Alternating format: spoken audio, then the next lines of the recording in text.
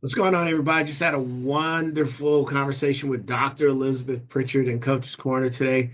She is the co-founder of the WALT Institute, which is the Women's Authentic Leadership Training Institute.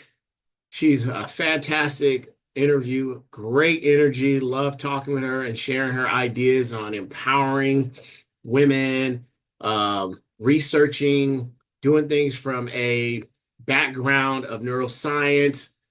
She's just a great interview. I think you guys will enjoy it. She'll talk about a little bit how she overcomes some tragedy and adversity in her childhood. Stay tuned for this one. Welcome to the Coach's Corner. Coach Clarence is an entrepreneur, financial expert, and passionate about helping people build and market their business. He has a creative flair for thinking outside the box and is always looking for the positive side of life. Now, here's Coach Clarence. What is going on, everybody? Welcome to another episode of Coach's Corner. And today I am in studio with Dr. Elizabeth Pritchard. She is a distinguished international keynote speaker, researcher, and leadership coach from New Zealand. I'm not even going to try to pronounce this city where she's from. She can do that after I finish the introduction. But she's currently based in Australia, and I know how to say that. She is a trailblazer in cultivating authentic leadership among women executives and leaders. And since 90% of my clients are women, this should be fun. All right. You can maybe teach me how to communicate with them to get them to do stuff I want them to do in the gym and at home when they're cooking. Oh, yeah, All definitely. all right, Elizabeth, tell everybody how you doing. And it is what, 6 a.m. where you are? Yeah, just gone to 7 a.m. now. Oh, Just gone wow. 7 Okay. a.m. So I appreciate you, well, I guess starting your day with me. Well, Yeah, tell everybody about fantastic. yourself really quick and how you became Dr. Elizabeth Pritchard. Yeah, wow. It sort of started in, Aotearoa, New Zealand. So that's the Māori name for New Zealand. And I was born on a little dairy farm with my eight brothers and sisters, Oh, wow. and never really liked school. I didn't really feel like I fitted in. And then after I trained as an occupational therapist, I love being an occupational therapist. And then through the next sort of 2 or 3 decades, thought, "Oh, I quite like this study thing because I get to choose to do it." And then did a master's, and then a few years later, I moved to Australia and did my PhD and became a doctorate. So that's how I sort of moved through from working with people to continuing to work with and for people. And then in the last decade or so, we've founded WALT Institute, Women Authentic Leadership Training Institute. And so that's sort of what my passion and my emphasis is, to help people to step into their own truth and own it, because I took quite a long time to do that myself. So now I share the things that I learned along the way. So tell us what the focus of the Walt Institute is and give us the summary. So if I was out somewhere and I saw it, what am I supposed to take from the Walt Institute? We help people understand themselves, step into their own power so that they can lead themselves and others with more strength, more understanding, more confidence, and they get better outcomes for themselves. So they're healthier, they are calmer, they have more confidence, they have more joy in their life, they experience more ease and flow in what they do, because we don't have to be a different person in different places. We can be the one person, the one authentic aligned person, where everything I do, everything I think, and everything I say is aligned, and I just dial it up and dial it down for different situations. So I'm not a different person, because people often think they have to be a different person in the gym, a different person in the corporate job, a different person with their family. But it's not about that, because that creates all this internal conflict. And so it's all about that congruence that we help people find within them, and then step into it, and then keep walking through it. Okay. So I assume you work with a lot of executives and business types. Mhm. What's your process of figuring out what their weaknesses are and how do you build on that? We don't go for weaknesses, we go for strengths. So we Wow. use we always look at strengths-based models of working with people. So it's like, what are you doing now? Who are you being? Because we need to know who you're being. And if I think I have to be this sort of person over here, because people sort of went through this whole thing about when I show up at work, I need to, most of the men and most of the people in high levels of leadership are males.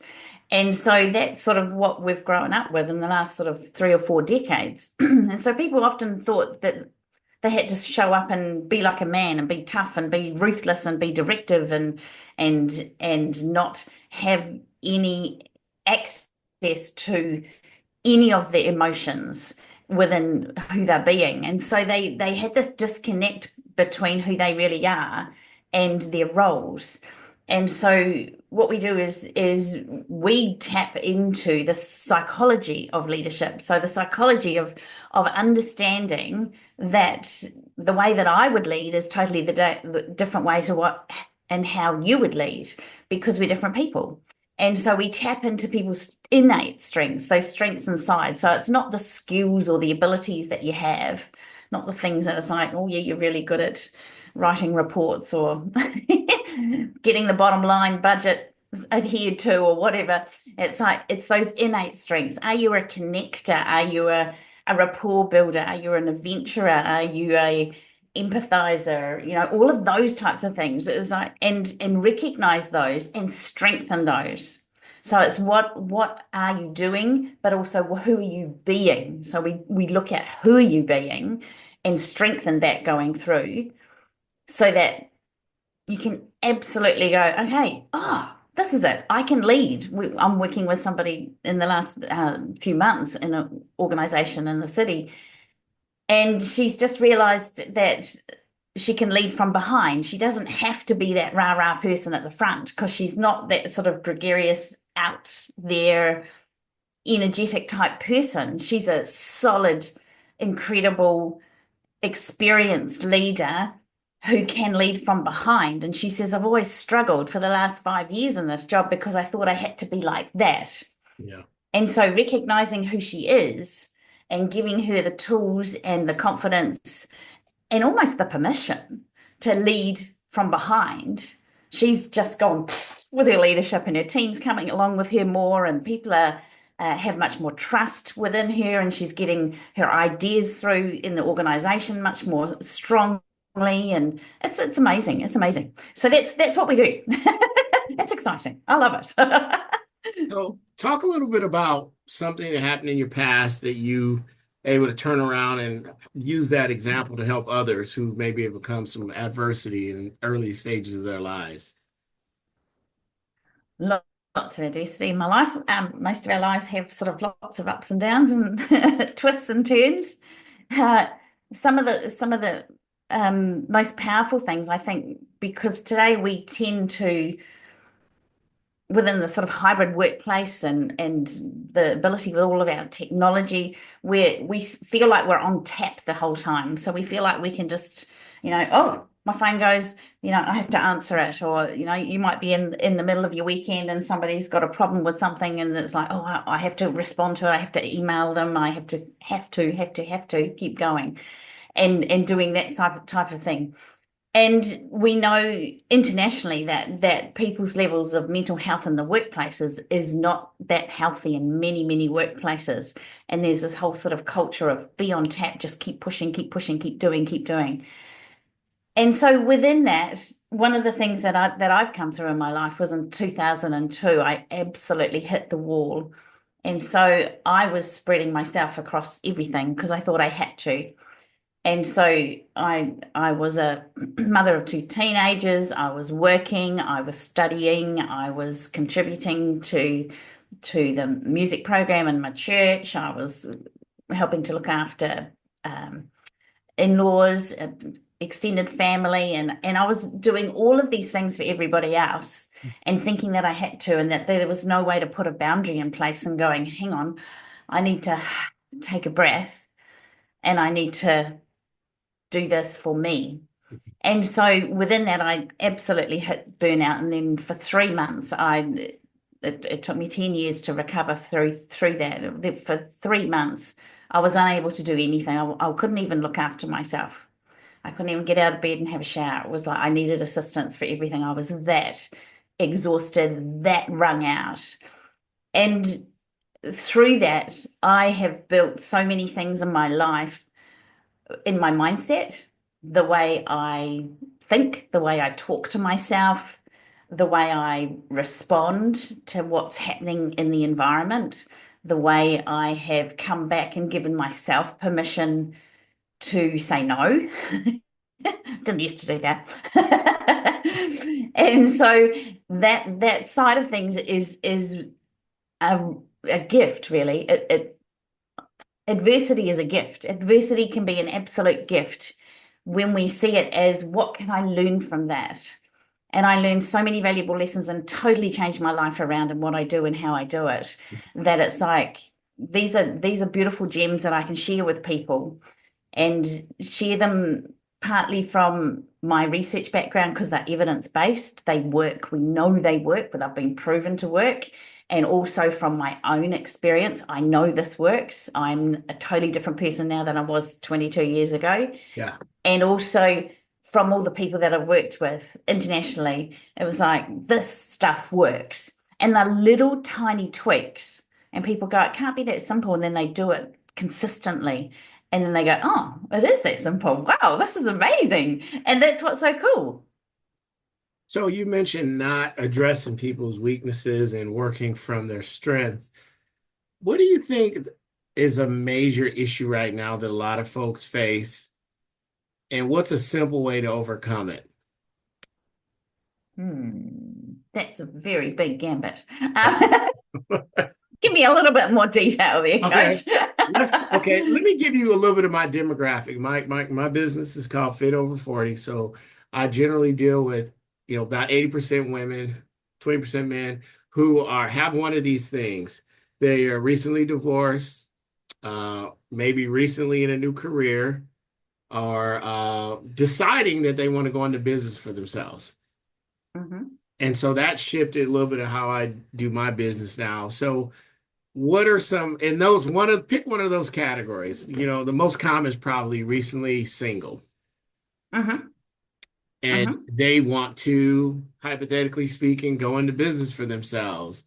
What are some challenges they will have to face, and what is a simple remedy they can use to overcome it? Okie dokie. So yeah, in 2006, I separated from my husband for 22 years. And so I've experienced all of those things in different times. And I was single. I was alone for the first time. I remember the first time that I went and bought a fridge for my new place. And it was like, I had never bought a fridge on my own. It was like I'd either bought it with a flatmate or my parents did it or my husband and I did it. And it was like, oh my gosh. And I remember I was even I sat in the shop. I remember I went with with a friend and I sat in the shop and I cried. And it was like, I've never done this before. It's just a fridge. But it was like, I've never chosen a fridge. It was $1,000. I've never chosen something like that on my own. I got married quite young. Yes, I did. And I'd never made that particular decision. And so some of those decisions is like, oh my gosh, I've never made these decisions. And it can be from a small thing like buying a fridge, which to me at that moment was pretty huge, to the whole thing of like, I don't really enjoy my job anymore. It's not fulfilling me. What are my options? And I think coming through that transition phase, the hardest thing for me, and it took quite a few years to recognize that I did have options, that I could be self-full, not selfish, but self-full. And so I could choose to sit and read a book. I could choose to go for a walk when I wanted to, and those sorts of things. And there was this whole lot of sort of guilt that came along with it. And within that, I learned to be able to let those things go. I learned to be able to come back to me. And it might sound a bit sort of existential and a bit airy-fairy, but for me, those were the things that I was really struggling with. It was like, I get to make this decision. Do I, buy this car or that car? I'd never bought my own car. I didn't need to. I was like, somebody gave me a car when I was younger, and then my husband and I bought cars, and it was like, I need to buy a car. What do I do? How do I do this? What car do I buy? I don't know. I bought the most awesome car that I loved. And so there were lots of all the decisions around it. And I think I didn't know the decision-making tool back then that I know now and we teach to our people. So this is one thing that I can give to people right here, right now. Decision-making tool that I've learned over the last few years is what's the best that can happen. Mm-hmm. You identify that. Mm-hmm. What's the worst that can happen if you do this? What's most likely to happen? And then you ask yourself the next question, can I live with the worst if it happens? Mm-hmm. And then you get that instant yes, no, that's your answer. So instead of toing and froing and going backwards and forwards and up and down and writing lists and pros and cons and weighting them and doing all those sorts of things as a researcher, I used to do that quite a lot. I learned that way, the simple way, it is simple. And for most of the decisions in life, you can actually do that. It's like, am I going to invest in someone to create the website or something for me? Yeah. Okay, so what's the best that can happen? That I have this amazing website and everybody flocks to me throughout the world and the SEOs are amazing and people come to me and I get inundated with clients and I have to get more people on board in my business and my startup. It was like, cool, brilliant. What's the worst that can happen? Well, if it's going to cost 10 grand for the website, I lose 10 grand. What's most likely to happen? We go through some growing pains. We create a website. It might take quite a lot of time to go backwards and forwards to create. It's out there. It's my presence. It's beginning to grow who I am and what I'm doing. Can I live with the worst? Can I live with losing 10 grand? And you get that instant yes, no, answer done, go. It's fantastic. I was listening to you on another podcast, and the theme was embracing your voice. What does that mean to you? It means embracing your voice. Like how you sound or who you are as a person? No, festival. Yeah, who you are as a person. Festival, it's that you believe, in every ounce of your body that you have something to say. That's the first thing. Mm-hmm. Because if I don't think I've got something to say, then no matter what I say, they won't listen to me, whoever they are. It doesn't matter who they are. Mm-hmm. The boss, the manager, the team, the partner, the neighbor down the road, the children. If I don't believe I've got something valuable to say, then that actually is like a filter across everything I do say. Mm-hmm. And so the first step to that is believing that I am enough and I have something to say. I see. Okay. So you're a keynote speaker. You've probably done many speeches. What was your first time like walking on stage in front of a group of people you don't know, and how did you overcome that? At the time, not very well. I remember being on the first really big stage, and there was like 300 people in the audience, and it was sort of theatre style with spotlights and all that sort of thing. And I remember walking up onto the stage, up on the steps, and my knees were quivering, and I was almost going to throw up. And I walked over to the lectern, and I had a couple of sort of notes with me, and picked up the clicker. I had a PowerPoint as well, and I was standing there, and I was like, oh my gosh, am I going to throw up? Am I going to run? What am I going to do? I was like, I can't do this. What am I doing? What am I doing? And so I started and did that. And then sort of a minute into it, it was a 7-minute presentation. I remember it very vividly.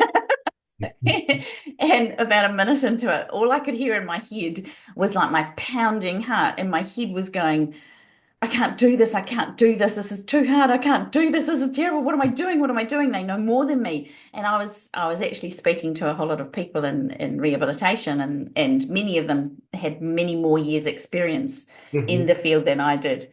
And so I kept on thinking, "Ugh." And the noises in my head were just huge and loud. It was just like, get off the stage, get off the stage. And, you can't do this, don't do this. I managed to get through it. I tripped through it in my speech because I'd practiced it, and I got off and I went, oh my gosh, I'm never going to do that again. And so I spent time working through what can I do to have that confidence to get on stage. And there's lots and lots of little tricks that we teach people about standing firm, being who you be. It's not just the technique, it's the 80% psychology around it. I'm hearing a lot of mindset here. Hmm. Um, how much of what you do is, let's say, a percentage of what you teach? How much of it in a percentage is mindset versus giving actual action steps, which is part of mindset, but action steps? Yeah. It's probably 80/20. It's that sort of 80%, or even some people say it's up to 90% psychology.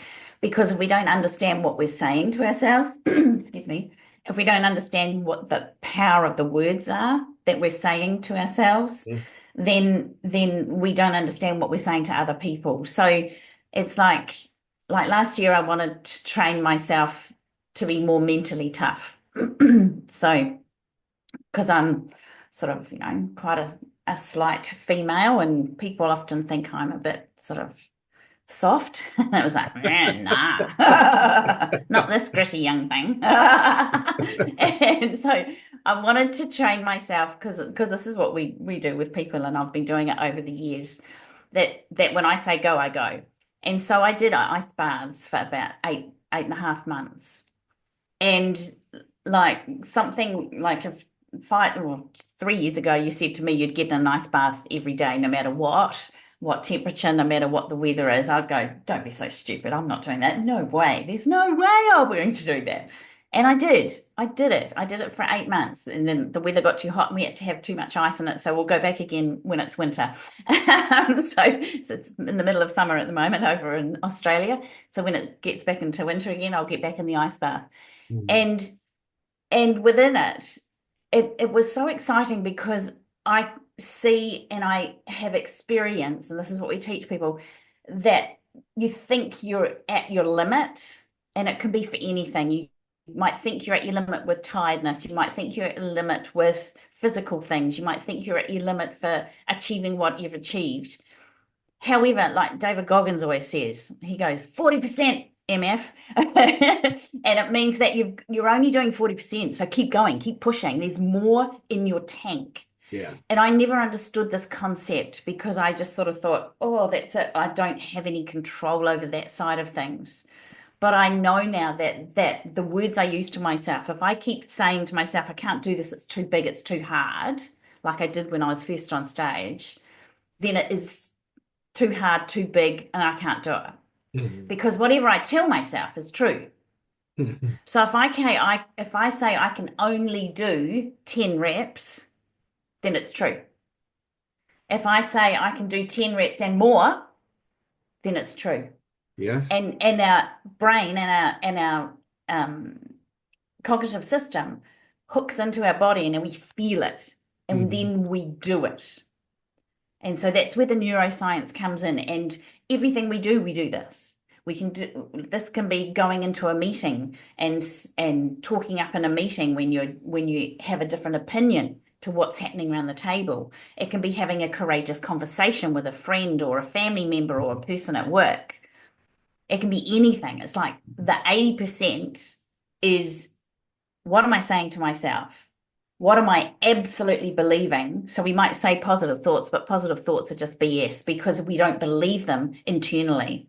And so we have to get that congruence. We have to get that alignment between what we're saying and what we're feeling. And then we become unstoppable. See. All right, so we just entered 2025. Give us some powerful words and thoughts for the beginning of this new year, and then let everybody know how they can find you if they want to get involved with your coaching, your inspiration, your leadership, and where will you be seen next? So that's actually three things. Okay, number one. What was number one? Number one, Inspiration. give us some, we need some inspiration right now. We need some positivity right now. Right, right. I think one of the things is that stop looking out there for the answer. Come into here. Okay. Because we have the answers within. We have the strength within. We have the resilience within. We have the knowledge within. Mhm. And often we just keep looking out there for them to fix something, or we keep looking out there and interacting with all the negative stuff that's happening. Yes. And recognize that what we focus on, we get more of.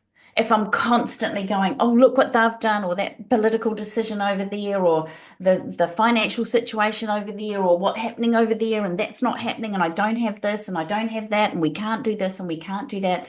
Again, come back to your language and your focus. In 2025, what you focus on, you get more of. Yes. And so come back to gratitude, what you do have, not what you don't have, what you can do, not what you can't do. Mhm. Come back to you, come back to that internal power and strength, because that is the way you get through 2025 and Love it. beyond. Okay, so second question is, how can people find you, follow you, sign up to maybe figure out themselves and learn their voice and find their faith, all that good stuff? How can people find you? So if you jump on waltinstitute.com, so that's our website, WALT for Women Authentic Leadership Training Institute, and you'll find all sorts of things on there. You'll find some free resources. You'll find what we do. You'll find our programs. You'll find out how to contact myself or Christine. Christine also does sports psychology with individuals and teams in our business. And so we come together and we do that whole model of training and psychology of who you're being and leading yourself with strength with athletes as well as with corporate organizations. So there, tap on in there and find out. so you guys do group and individual coaching. Yes, absolutely. Yeah. And we do workshops, we do programs, we come into organizations and we'll do like bespoke programs. So we create a program for you in your organization, which can be a series of workshops with executive teams and an assessment at the beginning, a series of workshops, and also one-on-one coaching as well. So you get the whole package because then you get the best growth. Yeah. And then tell me what you do to re-energize yourself and recenter yourself. Lots of things. I love good food and good glass of wine. Okay. I love to do that, to chill out, to meet amazing people, to be around amazing people and get inspiration from them. I love to learn. And I also absolutely love doing walks by the beach. We live about 2 kilometers, which is about a mile from the beach. And so I love spending time down the beach or walking in nature to re-energize and revitalize. And so I do those sorts of things, real downtimes. I love watching some movies every now and then, reading a good book. Yeah, and my favorite sort of activity is boxing and cycling. So I love doing that as well. I love that. Okay, you box. That's good. That's a little yin and yang there. Beach walk, Yeah. boxing. Yeah, exactly. We often box down the beach. So Okay. do a bit of sparring down the beach. Yeah. All right. Except I did break my elbow in about 7 weeks ago, so I haven't quite got back to boxing yet. Oh, wow. So have you always been this energetic and bubbly, or were you a shy young lady? Deep within, I was always energetic and bubbly. However, that got covered up through life quite a lot. Yeah. And so I've rediscovered it. As I said, it's within you. All of these things are within you, whatever that is, your true self, your true authentic self. And often experiences in life and situations and choices that we've made sort of that just gets really murky or covered up or dusty or dirty. And so discovering that, recognizing who you are and stepping into that is the most beautiful gift that we can give to anybody. And so that's why I do what I do. I love it. Well, thank you for spending some time with me and my audience. I appreciate it. Ladies and gentlemen, this is Dr. Elizabeth Pritchard, and you can follow her. I will post all her social media in the links of the show, and hopefully we can all learn from this conversation and figure our voice out. That's a lot for a lot of people to do, especially overcoming some of the hurdles they have to overcome, finding their voice again. Because like she said, a lot of times your voice is suppressed, mainly a lot of times by you. So anyway, I appreciate it, doctor. And what are you going to do with the day? Like my day is going this way and yours is going this way. What are you going to do the rest of the day? Got a number of things happening. We've got a workshop coming up with Joseph McClendon III. I don't know if you know that. So that's at the end of February. So we've got a webinar on that one. I've got some clients to coach today and a little bit of paperwork to do. So that's my day. And first of all, I'll walk to the park and go and have a chai. So that would be my Nice. first thing. All right, everybody. We'll catch you next week on Coach's Corner.